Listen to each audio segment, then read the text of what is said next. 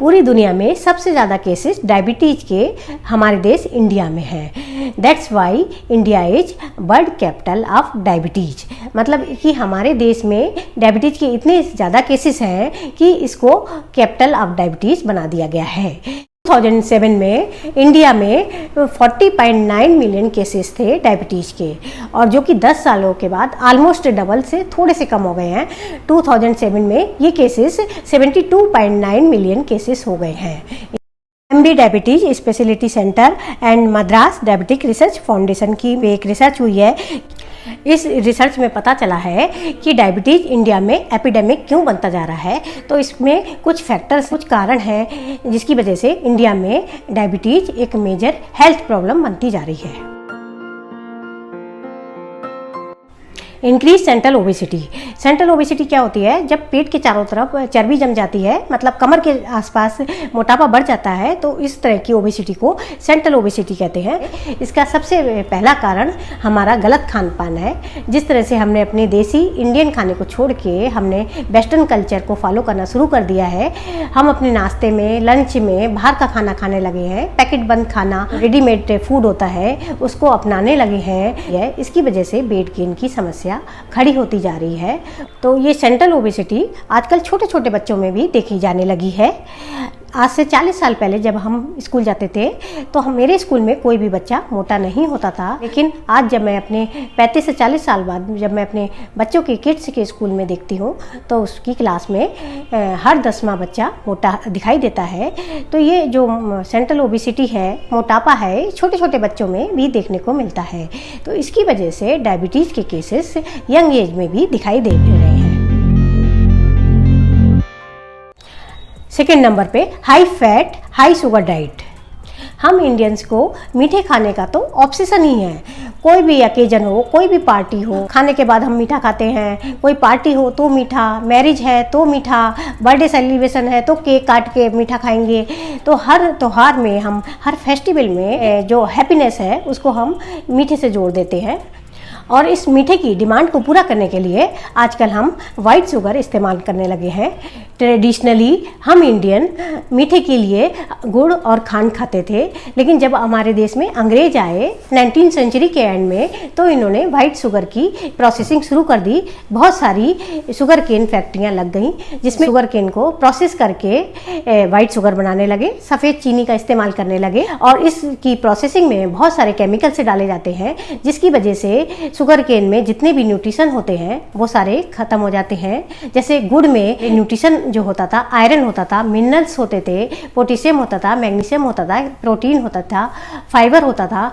वो जब हम ये प्रोसेसिंग करते हैं, वाइट शुगर बनाते हैं, तो इसमें ये सारे केमिकल्स की वजह से ये सारे न्यूट्रिशन खत्म हो जाते हैं। और सफ़ेद चीनी में कोई भी न्यूट्रिशन या न्यूट्रिटिव वैल्यू नहीं होती है, केवल एम्प्टी कैलोरीज होती हैं। जैसे ही ये वाइट शुगर हमारे ब्लड में, खाने में जब जाती है तो ये शुगर का लेवल एकदम बढ़ा देती है, जिसकी वजह से हमें फील गुड केमिकल्स हमारे ब्रेन से रिलीज होते हैं, जैसे कि डोपामीन और सेरोटोनिन।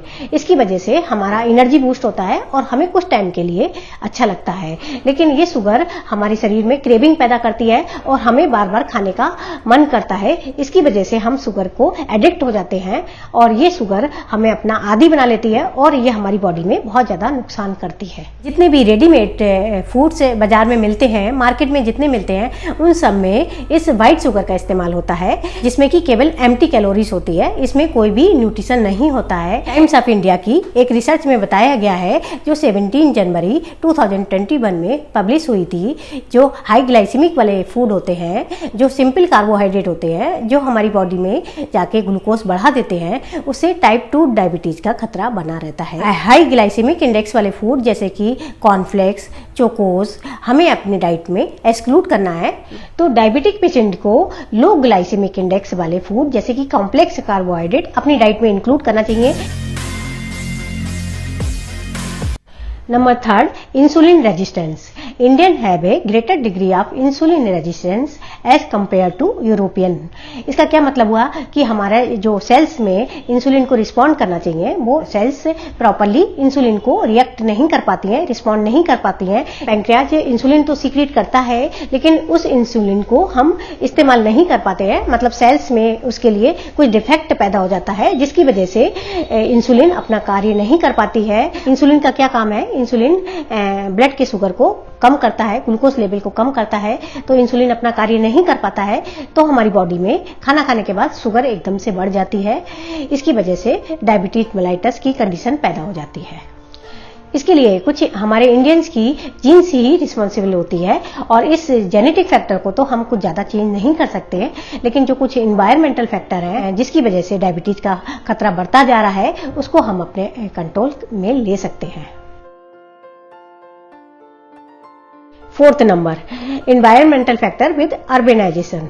लास्ट 30 इयर्स में इंडिया का रैपिड अर्बेनाइजेशन हुआ है। मीन्स गांव के लोग जो पहले अभी तक गांव में रहते थे वो शहरों की तरफ, मेट्रो सिटीज की तरफ माइग्रेट हो गए हैं क्योंकि उनका जॉब ऐसी है, उनको एजुकेशन के लिए शहरों में रहना पड़ता है या बिजनेस के रिगार्डिंग शहरों में सेटल हो गए हैं। तो उनका जो खाना है, ट्रेडिशनल खाना है, वो भी चेंज हो गया है। अर्बेनाइजेशन की वजह से जो मेजर डाइट चेंज हुआ है उसमें लोगों ने गेहूं जैसे होलसम फूड को छोड़ के हमने मैदा पे स्विच ओवर कर लिया है। इसी तरह हमने ब्राउन शुगर छोड़ के व्हाइट शुगर पे हमने स्विच ओवर कर लिया है। गुड़ और खांड को छोड़ के हमने सफेद चीनी इस्तेमाल करना शुरू कर दिया है।